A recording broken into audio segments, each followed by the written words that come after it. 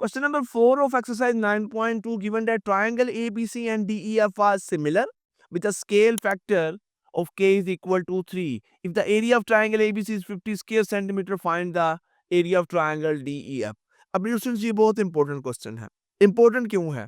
Exam point of view से तो important है ही, लेकिन यहाँ पर डियर स्टूडेंट्स एक कंसेप्ट जो है वो यूज हो रहा है और वो कंसेप्ट है स्केल फैक्टर का।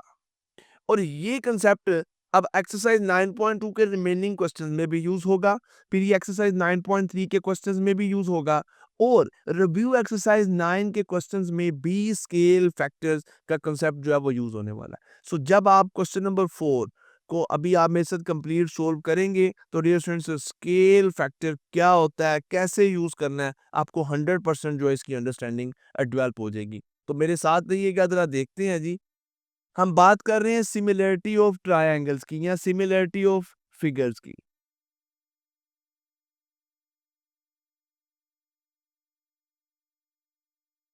कोई सी भी दो पॉलीगॉन्स हैं उनकी सिमिलरिटी की बात कर रहे हैं, जैसे अब यहाँ पे ट्रायंगल्स हैं।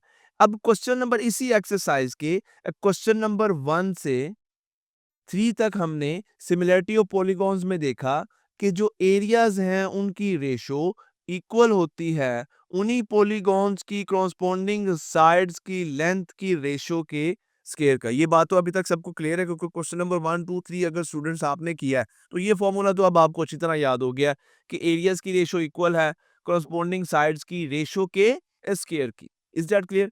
अच्छा, अब अगर बात करते हैं कि अगर हमें ये जो कॉरस्पॉन्डिंग साइड्स हैं इनकी मेजरमेंट गिवन ना हो, इनकी रेशो गिवन ना हो, फिर डियर स्टूडेंट्स हमारे पास सिमिलर फिगर्स के जो एरिया की रेशो है ये इक्वल होती है स्केल फैक्टर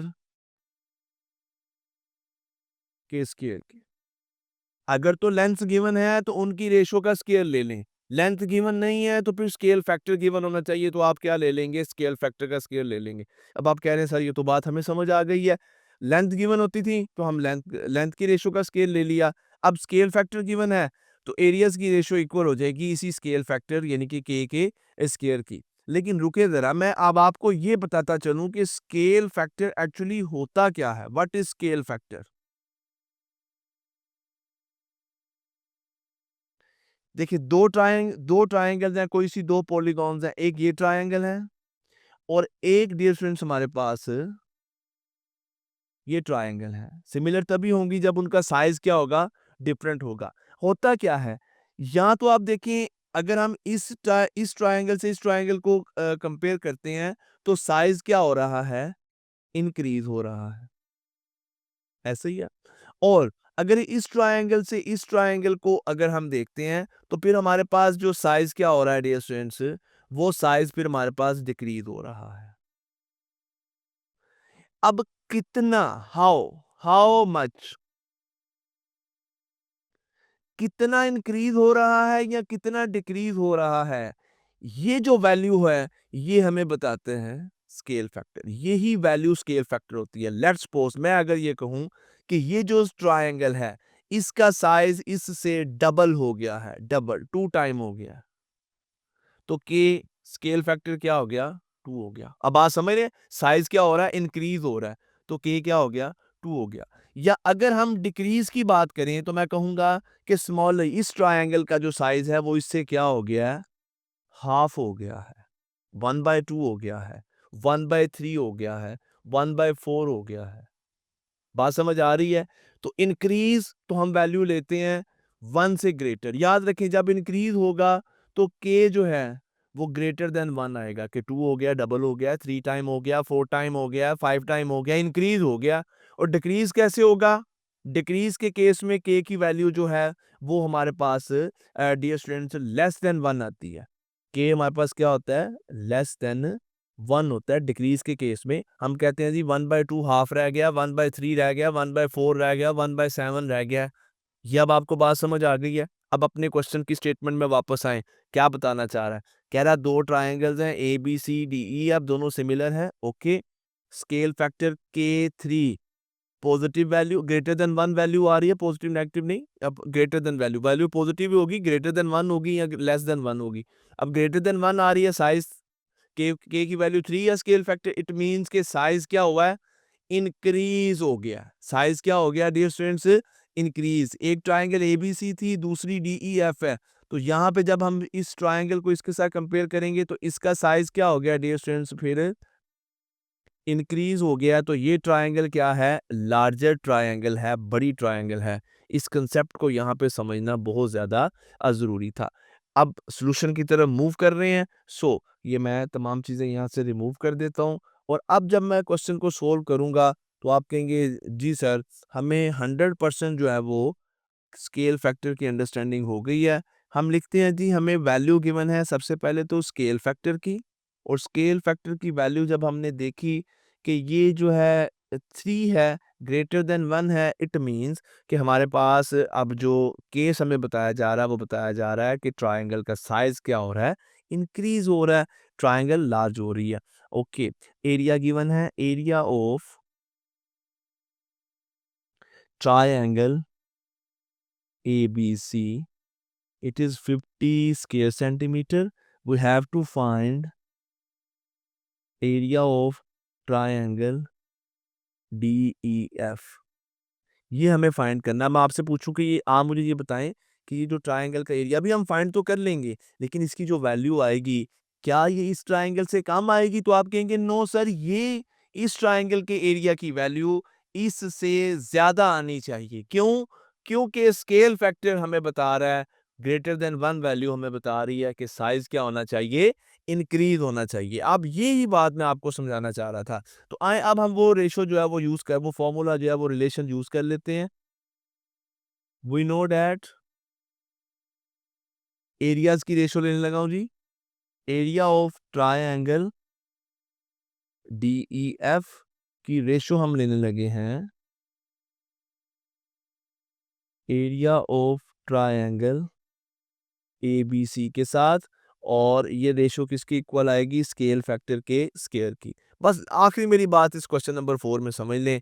आपके जहन में ये क्वेश्चन भी आ सकता है और आना भी चाहिए कि सर हमने एरिया ऑफ ट्राइंगल ABC को पहले क्यों नहीं लिखा, हमने इसको इसको ऊपर क्यों नहीं लिखा, इसको A1 क्यों नहीं ले लिया, इस वैल्यू को नीचे क्यों नहीं लिख लिया, इस वैल्यू को A2 क्यों नहीं हमने ले लिया यहाँ पे। तो अब वही बात ये स्टूडेंट जो मैंने ये बात समझाई है कि के की वैल्यू ग्रेटर देन 1 आई है, साइज इंक्रीज हो रहा है। तो इस ट्राइंगल का जिसका एरिया हमें फाइंड करना है, ये ट्राइंगल जो इसका एरिया जिसका हमें फाइंड करना है, ये ग्रेटर आएगा, लार्जर आएगा, इंक्रीज होके वैल्यू आएगी। इसलिए इस वैल्यू को डियर स्टूडेंट्स हम यहाँ पर अब पहले ले रहे हैं रेशो में। क्यों? क्योंकि के क्या है, ग्रेटर देन 1 है। सो अब मैं वैल्यूज पुट करूंगा, इसका एरिया हमें फाइंड करना है, area of triangle DEF, ABC का एरिया हमें गिवन है विच इज 50, और यहाँ पे के क्या है जी 3, और 3 का क्या आ जाएगा, स्केयर आ जाएगा।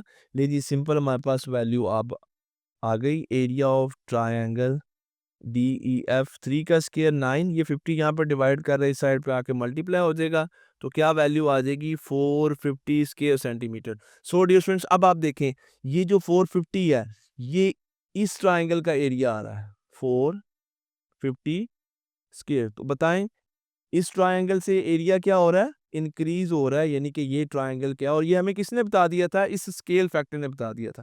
तो अगर आप यहाँ पर ये रेशो इस तरह से नहीं लेंगे तो आपके पास जो वैल्यू आएगी डियर स्टूडेंट्स वो कम वैल्यू आएगी, और क्वेश्चन फिर क्या हो जाएगा, गलत हो जाएगा।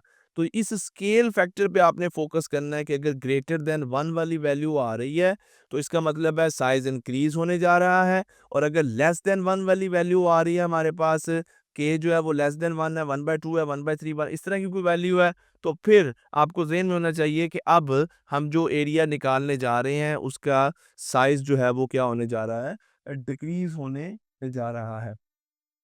आइए जी अब नेक्स्ट क्वेश्चन नंबर 5 को देखते हैं, और क्वेश्चन नंबर 5 में ये स्केल फैक्टर जो है ये यूज हो रहा है। स्टेटमेंट जो है मैं रीड करने लगा हूँ। स्टेटमेंट हमें ये कहती है quadrilaterals ABCD and EFG are similar with the scale factor this one. If the area of quadrilateral ABCD ये है, find the area of quadrilateral EFGH। अब आप मुझे बता दें एक क्वाड्रिलेटर का एरिया गिवन है, सेकंड का हमें फाइंड करना है। मुझे बताएं इस क्वाड्रिलेटर का जो एरिया है वो कम होगा या ज्यादा होगा? आप कहेंगे सर डिक्रीज होगा। किसने आपको बता दिया? आपको स्केल फैक्टर ने बता दिया कि सर इस ट्रायंगल का जो अब एरिया हम फाइंड करने जा रहे हैं वो डिक्रीज होगा क्योंकि के की वैल्यू लेस देन 1 है।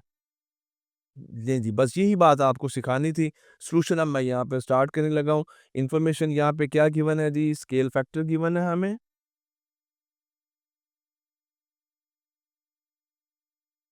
Scale factor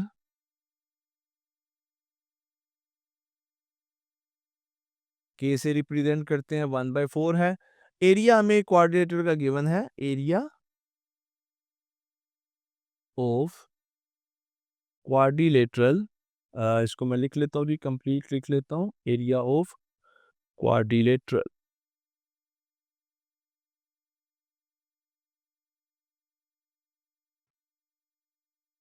ABCD is equal to 64 square centimetre. Quadrilateral एक ऐसी शेप जिसकी 4 साइड्स होती हैं। एरिया ऑफ क्वाड्रिलेटरल EFGH, ये हमें क्या करना है? अब फाइंड करना है। अब हम लिखने लगे हैं जी, as be no.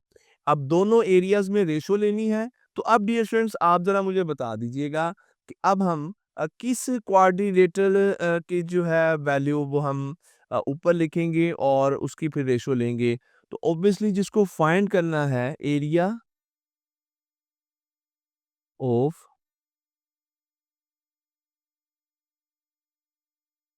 Quadrilateral E, this is EFGH, ये हमें फाइंड करना है।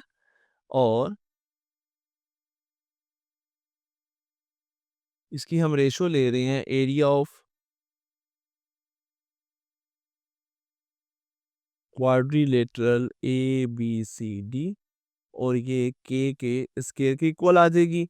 तो ये वैल्यू हमें फाइंड करनी है। मैं इसको इन शॉर्ट मैं लिख रहा हूँ जी, आप इसको कंप्लीट ही लिखेंगे। Area of quadrilateral EFG over ABCD का एरिया गिवन है 64, दैट इज इक्वल टू के की वैल्यू है जी 1/4, और 1/4 का क्या ले लेंगे? स्केल ले लेंगे। लें जी, मैं इसी पेज पे अब इस सोल्यूशन को कंप्लीट करने लगा हूँ। एरिया ऑफ क्वाड्रिलेटरल EFGH, ये इक्वल आ जाएगा। ये 64 अदर साइड पर जाएगा, मल्टीप्लाई करेगा 1/16, 1/4 का स्केयर होल स्केयर है 1/16 हो गया। ये वाला 64 अदर साइड पे आया तो इसने इसको क्या कर दिया? मल्टीप्लाई कर दिया। हमारे पास एरिया ऑफ क्वाड्रिलेटरल EFG आ गया 4 स्क्वायर सेंटीमीटर। तो इसका 64 था और उससे कम होके कितना रह गया जी? 4। और ये कम होगा, ये हमें पहले किसने बता दिया था? स्केल फैक्टर ने हमें ये बात अब बता दी थी। तो बस अब ये स्टूडेंट्स आपको स्केल फैक्टर का जो कंसेप्ट है अब वो क्लियर हो चुका है। तो आए फिर नेक्स्ट क्वेश्चन देखते हैं। क्वेश्चन नंबर 6 है जी, the area of two similar triangles are 16 square centimetre and 25 square centimetre.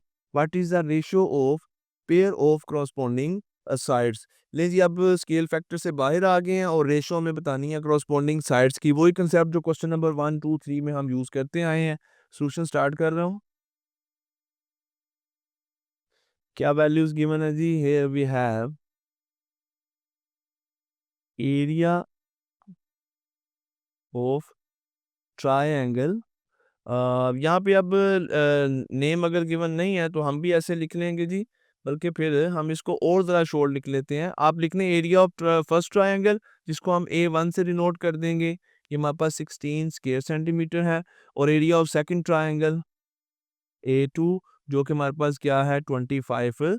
अच्छा, आप इसको भी 1 कर सकते हैं, इसको भी 2 कर सकते हैं। इससे किसी तरह का कोई जो है हमारे पास फ़र्क नहीं पड़ेगा। देखें, एक इस तरह से जो है ये वैल्यूज़ हमें गिवन थी 16 एंड 25, तो हमने इसी तरह इसको A1 कर दिया, इसको A2 कर दिया। फाइंड हमें क्या करना है? रेशियो फाइंड करनी है करस्पॉन्डिंग साइड्स की। We have to find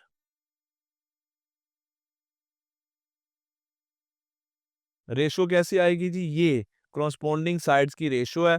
L1 ratio L2 हमें फाइंड करनी है। क्या रिलेशन होता है जी, A1:A2 is equal to L1/L2 का स्केयर आ जाएगा। तो वैल्यूज पुट करता हूँ, A1 की वैल्यू हमारे पास है जी 16 है, और A2 की वैल्यू भी हमारे पास है 25 है, और L1 और L2 की वैल्यू, इनकी रेशो की वैल्यू निकालनी है स्केयर के नीचे ने, अभी तो as a square as it is है। तो नेक्स्ट स्टेप में क्या करते हैं जी, बोथ साइड का स्केयर रूट ले लेंगे।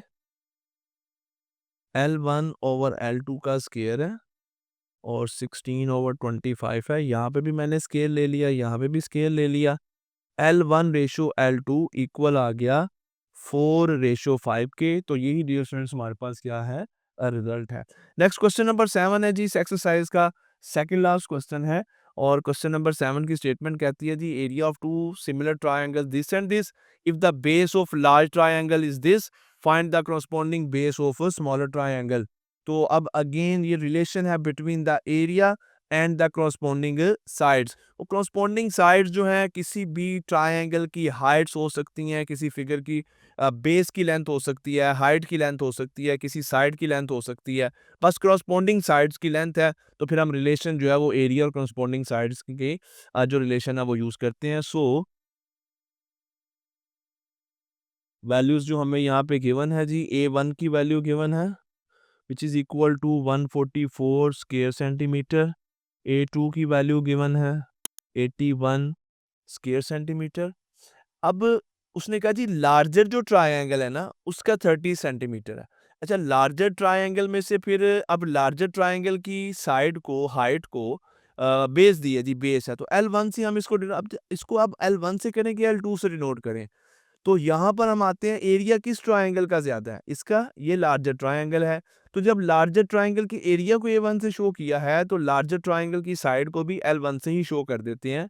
ले जी, L1 वी हैव 30 सेंटीमीटर, और स्मॉलर ट्रायंगल की साइड बतानी है, तो स्मॉलर ट्रायंगल के एरिया को, अगर 81 स्मॉलर का ही होगा ना, 144 बड़ी ट्रायंगल का एरिया और 81 स्मॉलर ट्रायंगल का एरिया, तो स्मॉलर ट्रायंगल के एरिया को अगर A2 से डिनोट किया है, तो फिर हम डियर स्टूडेंट्स इसकी लेंथ को भी, इसकी बेस की लेंथ को L2 से डिनोट कर देते हैं, जो कि हमें यहाँ पर फाइंड करनी है। सो अब रिलेशन हम यूज करते हैं जी, वी नो डैट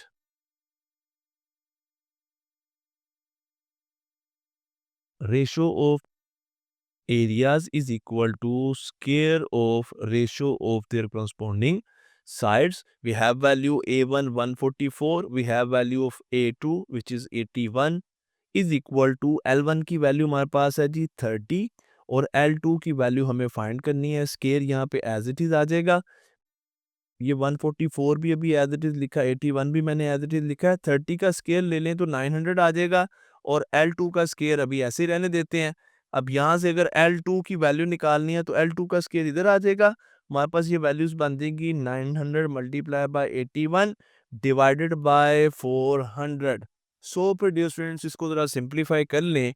सिंप्लीफाई करने के बाद हमारे पास जो वैल्यू आती है वो वैल्यू कुछ इस तरह से आती है, 22 point, it will be 22 point,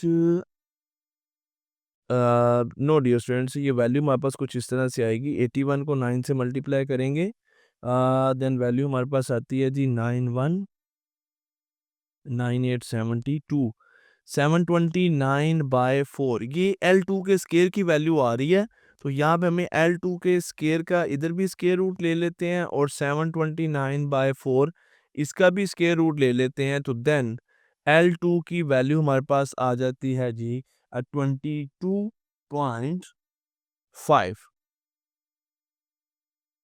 square, square में नहीं, just centimetre. This is 22.5। And now the last question dear friends हमारे पास है, और इस लास्ट क्वेश्चन में अब अगेन जो है वो बात की जाएगी स्केल फैक्टर की। सो मैं स्टेटमेंट जो है वो रीड कर रहा हूँ। A regular heptagon is inscribed in a larger regular heptagon. Heptagon एक हेप्टागोन है, और उसको इंस्क्राइब किया गया, बंद किया गया, यानी कि ड्रा किया गया एक बड़ी हेप्टागोन में। इसका मतलब है दो सिमिलर फिगर्स की बात कर रहा है, and each side of larger heptagon is 1.7 time the side of smaller heptagon. अब देखें यहाँ पर स्मॉलर और लार्जर हेप्टागोन की साइड्स की लेंथ नहीं बताई है, स्मॉलर और लार्जर हेप्टागोन की लेंथ, साइड्स की लेंथ में रिलेशन क्या है? जो लार्जर की साइड है वो 1.7 टाइम लार्जर है, 1.7 टाइम लार्जर है। ये हमें एक्चुअली स्केल फैक्टर बता दिया गया। अगेन मैं वही बात कर रहा हूँ कि जब साइज इंक्रीज हो या डिक्रीज हो, तो वो कितना डिक्रीज हुआ है या कितना इंक्रीज हुआ है, वो वैल्यू एक्चुअली क्या होती है? स्केल फैक्टर की वैल्यू होती है। अब एरिया कह रहा है जी स्मॉलर हेप्टागोन का ये है, और लार्जर हेप्टागोन का एरिया जो है वो हमें फाइंड करना है। सो सॉल्यूशन स्टार्ट करते हैं जी। बहुत सिंपल सॉल्यूशन है।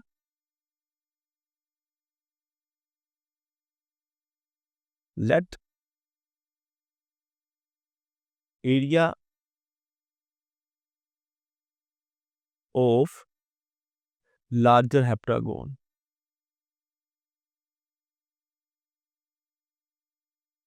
A1 से इसको डिनोट किया, ये तो हमें फाइंड करना है, मेंशन है यहाँ पे। स्मॉलर का एरिया गिवन है, एरिया ऑफ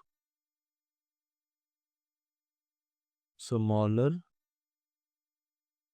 हेप्टागोन A2 ये हमें गिवन है, ये है जी 100 स्क्वायर सेंटीमीटर। अच्छा, ये जो वैल्यू गिवन है इसको अब आप दो तरह से यूज कर सकते हैं। या तो आप इसको एज ए स्केल फैक्टर ले लें जी,